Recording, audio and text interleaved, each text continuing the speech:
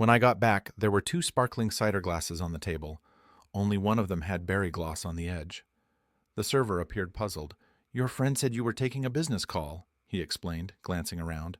She'd departed quickly, but the person accompanying her said he would handle everything. Accompanying? I had been away for no more than 5 minutes. I stood there with the receipt in my hand, still slightly warm from the payment terminal. The maitre d' gave a quick nod, assuming I would rejoin my party, but there was no one left to rejoin. There were only two glasses, one still full, the other half empty. Her chair was slightly pushed back. Her napkin was neatly folded on top of her plate, as if she had planned her exit. I sat down. I'm not sure why. I simply sat. Perhaps I hoped she would return. Perhaps I needed to comprehend how someone could smile across the checkered tabletop one moment and then vanish the next, like a magician's illusion without applause. But the gloss, that color wasn't hers. Delilah favored neutral shades. She always had. She claimed that berry made her appear overly dramatic. The print on the glass wasn't just color, it was a fuller shape than hers. And there were two fingerprints on the base of the glass, not hers either. She never held it that way. I scanned the bistro. Nothing suspicious, no one staring, no empty plates being removed from a nearby table that might have matched hers. Then I noticed her tablet, left behind, unlocked, positioned precisely beneath her cloth napkin. It vibrated once, then again. Same number, no name. I should have left it alone. I should have walked away, gone home, and allowed the mystery to remain unsolved. But that's not what I did. I tapped the screen. A message preview appeared. Suite 402. He suspects nothing. I didn't blink, didn't breathe. I stood there numb, following the worst of my instincts, the one that needed to know. By the time I reached the lift, everything had already changed, but I wasn't aware of it yet. Not until the doors opened and I saw him and what he held in his hand. I didn't intend to press the button. I didn't intend to follow anyone. But when the elevator doors opened and I saw him step out, tall, handsome, with an expensive vest still partially unbuttoned, I froze. He wasn't looking around. He wasn't anxious. He walked past me as if I didn't exist. And for a moment, I truly felt invisible. But what chilled me wasn't his face. It was what he was holding. Her hat. That gray cotton hat I had gifted her 3 birthdays ago. The one with the tiny stitched initials in the corner. VL for Vernon and her. She rarely wore it anymore. She claimed it made her hair flat. But there it was, dangling from his hand like some trivial afterthought. He flipped it over his shoulder as he strolled into the foyer, checking his phone as if no one in the world could possibly be watching. He didn't see me, or if he did, he didn't care. The lift doors began to close. I stepped inside at the last moment, barely conscious of my legs moving. The mirrored walls of the lift reflected a version of myself I barely recognized. I looked weary, like someone halfway through the worst dream of their life. But I wasn't dreaming, and I wasn't halfway through. I was just getting started. When I reached the 4th floor, everything was silent, too silent. No footsteps, no loud noises, no hotel staff pushing trolleys of fresh towels or apologizing for the vending machine. Just a narrow hallway with silver-trimmed doors and a single flickering light above Suite 408. Then came the sound. Giggles. Muted, female, and undeniably hers. It wasn't just laughter. It was her laughter. That distinctive tone she used when she felt confident. The one I hadn't heard in months, not directed at me. It drifted under the door crack like cologne. For a split second, I forgot to breathe. I didn't knock. I didn't even move. I stood there for perhaps 30 seconds, perhaps 5 minutes, attempting to piece together the version of my life that had led to this hallway, this number, this moment. Then I saw it, the room service cart outside her door, 2 empty goblets, a plate with a half-eaten piece of carrot cake, her favorite. Only she hated apple juice. She always said it gave her heartburn. I used to bring her smoothies instead. Every time, even when we traveled, even at banquets. I guess apple juice tasted better when someone else was paying. I wanted to open the door. I wanted to kick it, scream, collapse. Instead, I turned around and walked straight back to the elevator, like a ghost retracing his final steps. I didn't want them to hear me breathe. I didn't want them to know I existed anymore. But fate had other plans. The moment I stepped into the lift, the doors began to close, and from the hallway, I heard the sound of a door opening. Her voice followed. "Wait, you forgot your—" I pressed the button for the foyer. The door slid shut before she completed the sentence. I didn't look back, but my heart did. Every piece of it. The next morning I said nothing. She returned home just before dawn. Hair a mess, blouse inside out, still attempting to play the part of someone innocent. She tossed her shoes in the entryway as if she were returning from a late shift at work, not from someone else's suite. She didn't notice me sitting on the sofa in the dark, barely breathing. Or perhaps she did. Perhaps she simply didn't care. Her excuse arrived before I could ask for it. "I'm sorry I didn't text. Giselle had a crisis. I stayed with her at that overpriced health club she likes. No signal in the rooms. You know how it is." She was good. Too good. She walked past me and kissed the top of my head. I winced. I don't think she noticed. Or perhaps that was part of the game, acting as if everything were perfectly normal while I silently disintegrated inside my own skin. I didn't ask who Giselle was. We don't have a Giselle in our lives. I stayed home from work, called in sick, not because I was sick, but because I couldn't remember how to speak like a normal person. I simply stared at my hands for what felt like hours. They didn't look like hands that deserved betrayal. They looked like the same hands that buttoned her wedding gown, comforted her during her panic attacks, and fixed her side mirror when she backed into a pillar. I began searching through her belongings. I know it's pathetic, but I had to. I wasn't seeking revenge. I wasn't even looking for evidence anymore. I simply wanted something real, something I could hold, something that would make me feel less insane. What I discovered was worse than anything I imagined. An envelope tucked behind a row of winter pullovers she never wore anymore. Inside, 3 printed photos, glossy, close-up, taken with intention. One of them was of her in a mirror wearing nothing but a bathrobe and his vest. I recognized it immediately. That ridiculous vest from the lift. Designer, gray with a subtle stripe down the button line. She was smiling in the photo. Not forced, not guilty. That kind of smile you give when you're adored, when you feel like you belong. The second photo, a keycard sleeve from the hotel, dated for the same night as our anniversary. The third, a selfie of the two of them. In bed, I dropped the photos on the floor. I didn't even feel angry. I felt hollow, as if someone had scooped the center out of me and left the shell propped up against our shared life. But here's the part one didn't expect. There was a receipt, too. Not for the suite, but for a necklace. Silver. Custom engraved to M. Your smile is worth the deceit. Always, D. My blood ran cold. D. Delilah. But who the hell was M? She hadn't mentioned anyone named M. Not even in passing. Not in years. I searched through every message thread on her tablet, but the contact list was perfectly clean. No unsaved numbers, no recent deletions. Then I noticed something. One folder in her cloud backup had been renamed. Just a single letter. M. Password protected. I didn't know the password, but I knew that whatever was inside that folder was the truth she never intended to reveal. And I was going to access it. I didn't want justice. I wanted to finally understand what I had been married to all these years. I didn't sleep again that night. My thoughts kept dragging me back to that folder name. Just one letter. The way she protected it, hid it, buried it behind pullovers she hadn't worn in 4 winters. It was clear. This wasn't some fling. This was structured, ongoing, dangerous.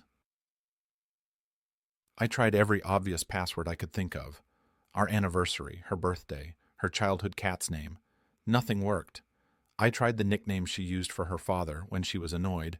Still nothing, so I gave up for about 6 hours.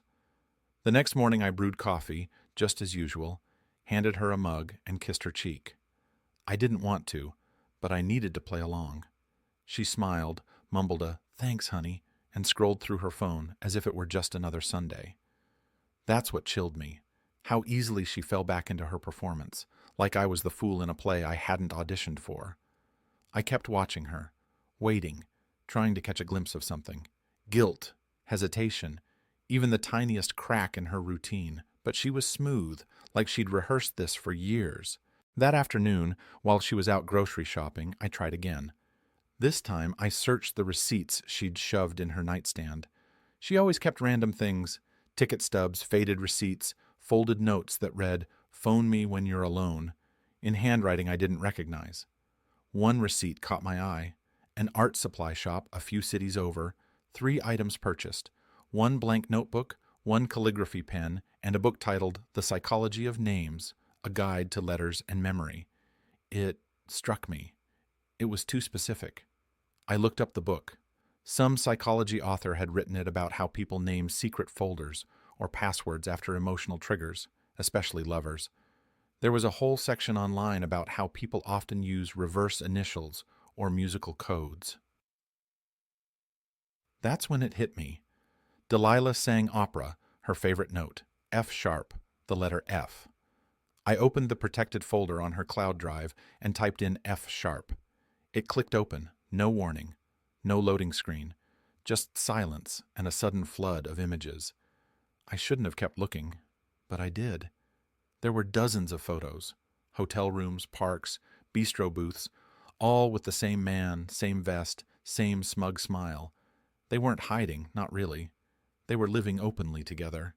I saw selfies from cities I'd never been to, saw gifts I didn't give her, jewelry, a bracelet with her name engraved in script I didn't recognize. He took her to concerts, to a ski resort in Montana, to a cabin she had once told me was too far and too expensive. She had gone there with him, but there was something worse than... The photos, recordings. One of them opened automatically. No title, no warning. It started with her holding the camera, facing a mirror in some boutique hotel restroom. She was giggling, hair damp, no makeup. "He still thinks I'm at that wellness retreat," she whispered. "Vernon believes everything I say." Then she turned this camera toward the door. "Say hi, honey," she said sweetly. He stepped into a frame and said, "To M, always." They both laughed. It cut out there. That's when I understood something nobody warned you about. Betrayal doesn't explode. It erodes quietly, patiently, while you're at work, while you're preparing dinner, while you're buying flowers. I closed the folder. My hand was shaking so badly that I had to sit down. She didn't just cheat on me. She documented it like a vacation, as if my pain were just background noise. I didn't cry. I couldn't. I just sat there in a house filled with things I paid for, realizing none of them meant anything. And I knew then that I couldn't keep pretending. But I also knew that I couldn't confront her yet, because this went deeper than an affair, and I needed to find out exactly who M really was. 2 nights later, something changed. Delilah was in the kitchen, humming while chopping onions for a dish I knew she didn't even like. She was smiling more, too much, as if my silence the past few days meant forgiveness, or worse, ignorance. But I wasn't silent because I didn't care. I was silent because I was listening, watching, waiting for her to slip. She never did, so I looked elsewhere.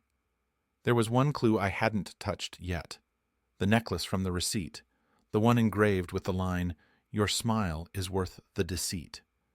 I hadn't seen it in any photos, not in the recordings, not in her jewelry box.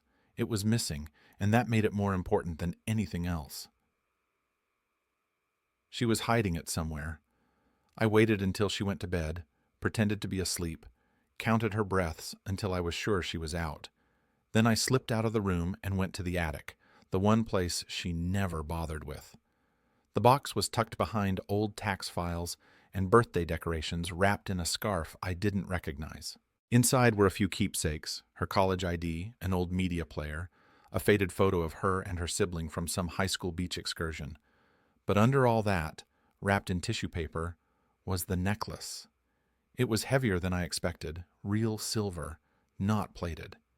And inside the box, there was something else, a folded note. No envelope, just a small square of thick, textured paper with silver trim. One sentence, handwritten in deliberate script. One more trip, and then we decide. M. No name, just the initial again. But this time, the letter meant something different. It wasn't casual, it wasn't flirty, it was final. We decide. They weren't just seeing each other, they were planning something. I didn't know what terrified me more, the fact that she was ready to choose, or the idea that she already had and simply hadn't told me yet. The next morning I followed her. She said she was meeting a client a few towns over, some freelance graphic design job she'd picked up from a referral. I nodded, smiled, and packed her a bottle of water for the drive as usual. Then I got in my car 10 minutes after she left and tailed her. I thought I'd lose her. She always drove too fast, but not that morning. That morning, she drove slowly, deliberately, turning off the freeway earlier than expected, taking side roads. Eventually, she pulled into a narrow gravel driveway behind an old brick building, some kind of converted factory. No signs, no windows facing the road, just one black door partially open. She went inside. I parked across the street and waited, heart pounding, palms slick. Every second that passed made me feel smaller, weaker. I knew I wasn't built for this. I'm not some bold, vengeful man. I don't break furniture. I pay my dues early. I organize garments on Sundays. I use my indicator in empty parking spaces. But that morning, something broke in me cold. I got out of the car, walked up to the building, and pulled open the black door as if it belonged to me. Inside, there was no office, no client, no computers, just rows of shelving, a sofa, a coffee maker, and a tall man leaning against the far wall, arms folded, phone in hand. He looked up, smirked. He didn't look surprised. He looked ready. "Vernon, right?" he said, calm, cool, almost polite. "She said you might show up one day." I couldn't speak. Delilah stepped out from behind a curtain a moment later, holding 2 paper cups of coffee. She saw me, and for the first time since all this began, her expression broke. No fake happiness, no excuses, just panic, frozen in place. I looked at the man again. He extended a hand as if we were old friends meeting over lunch. "I'm Milo," he said. "M? The letter, the bracelet, the password, the message in the cloud." Everything pointed to him, and now he was standing 10 feet away, completely unbothered. Delilah set the cups down slowly. "Vernon," she said softly, as if saying my name gently would undo everything. "I can explain." I didn't answer because I already knew. Whatever she had to say, it wasn't meant for me. I didn't walk out. I should have. I should have turned around and left them standing there, letting the silence burn a hole in their little moment. But I didn't. I stayed, not because I was strong, angry, or even curious, but because my body betrayed me. My feet wouldn't move, my lungs couldn't decide if they wanted air or not, and my mind was too busy screaming at me from the inside out. Milo was still holding out his hand as if this were a job interview or a game. I didn't shake it. Instead, I looked at Delilah, really looked at her. Her lips parted, but no words came out. She wasn't used to being caught without a script. I could see it, the panic in her eyes. Not guilt, not shame, but panic, like a child who had knocked over a vase and didn't know which lie to choose first. Finally she spoke. "It's not what it looks like." That line, that exact exhausted, overused cliché. I almost laughed. Almost. She tried again. "I didn't expect you to come. I was going to talk to you. I swear, Vernon. What is this place?" I asked.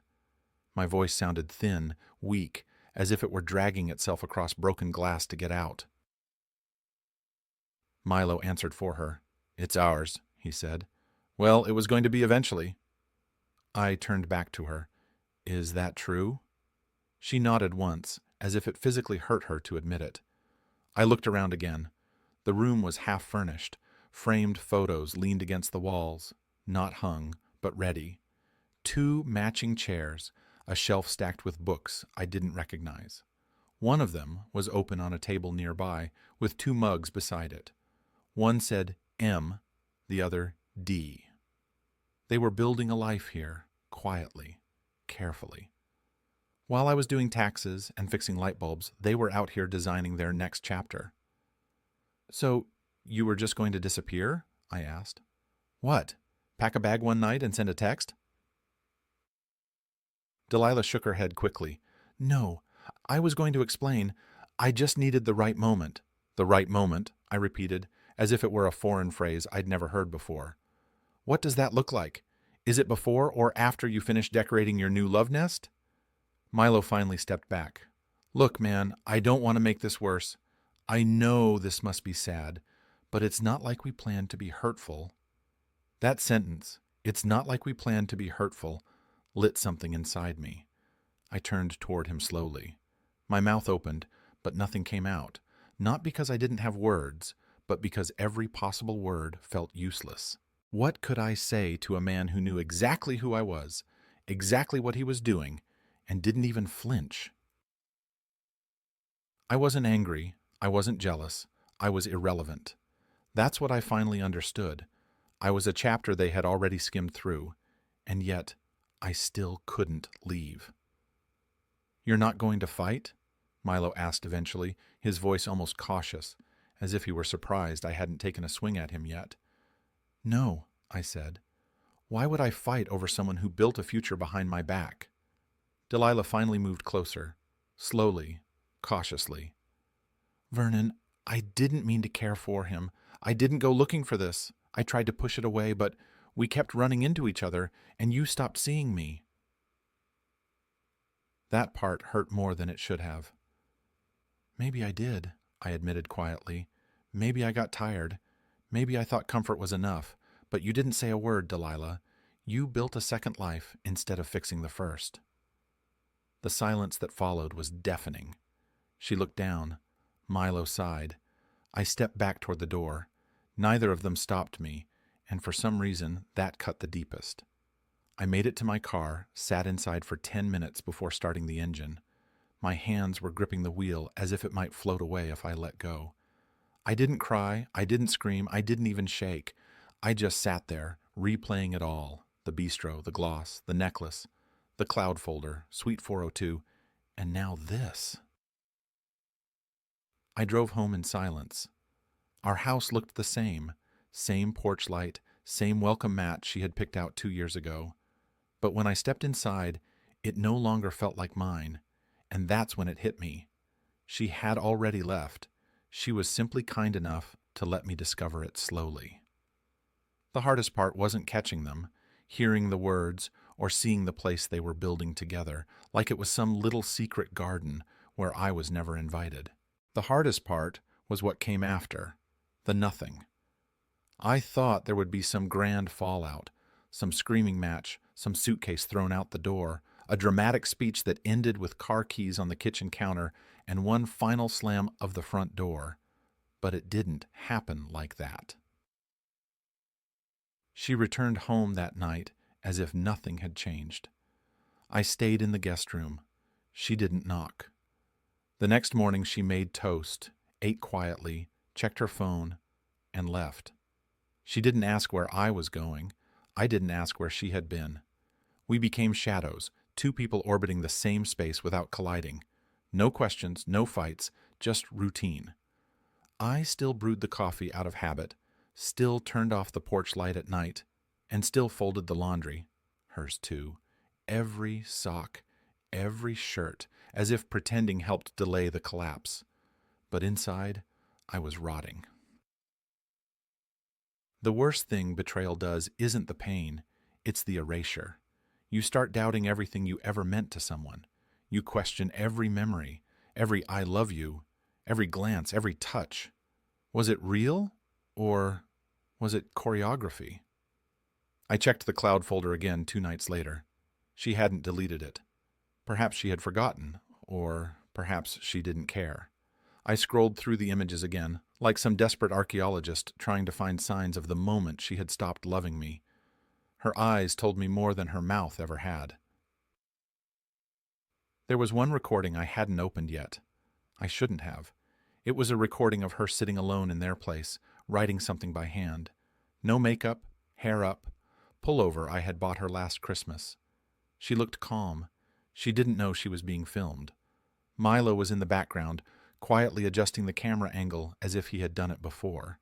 She looked up at one point and said, "He's going to loathe me, and I don't fault him, but I can't do this anymore. I feel like I've been sleepwalking for years. I don't even know who I am around Vernon anymore." She paused, then added, "He doesn't stir anything in me." I paused the recording there. That sentence kept repeating in my head for hours, as if it were carved into the inside of my skull. He doesn't stir anything in me. Not sadness, not loathing, not joy, just nothing. As if I were a placeholder for a life she didn't want to live anymore. For the first time since this all began, I walked into our bedroom and opened her closet. Half her garments were gone, the good ones. The dresses she used to say were too pretty to wear for just errands, the ones she wore for him. The silence of that space was louder than any fight we could have had. That night, she returned home late again, didn't speak, walked past me, and went to bed. I stood in the hallway, looking at the shut door for a long time, not because I wanted her back, not even because I needed answers, but because I didn't know who I was without her anymore. I had built my world around someone who had quietly stepped out of it months ago without closing the door, and I was still standing there, holding it open. It happened on a Tuesday. The house was silent, her side of the closet empty, her toothbrush gone, and the necklace I had bought her left behind on the bathroom counter. No note, no final words, just a suitcase-shaped absence and the scent of her shampoo lingering in the hallway. But for some reason, it didn't crush me the way I expected, because this time, I didn't hold on. This time, I let her go, not with bitterness, but with something that took me months to rediscover: grace. I made myself a cup of tea. Not coffee, tea, something new, something warm. I sat by the window where sunlight touched the floor just right, and opened the blinds that had been shut for weeks. Outside, children were playing tag, and a neighbor was mowing his lawn again. The world hadn't paused for my pain. It never did. Perhaps there was a gift there. Later that evening, I found an old box in the attic. Inside were photos I hadn't seen in years: my college trip to Yosemite, my dad helping me paint the first apartment, a letter from my brother I had never replied to. I spent hours going through them, remembering the pieces of myself that existed before I became someone's husband, and eventually someone else's memory.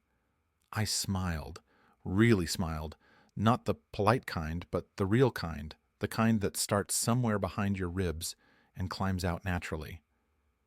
That night, I wrote something. Not a letter, not a journal entry, just a sentence on a sticky note that I placed on the fridge. "You're still here, and that means everything is still possible." It wasn't profound, but it was mine. The next morning, I opened the front door and went for a walk. No destination, just movement, just breath. The sky was clear, the kind of blue that looks infinite if you stare too long. For the first time in a long time, I didn't feel forgotten. I felt free. And you know what? That's more than enough.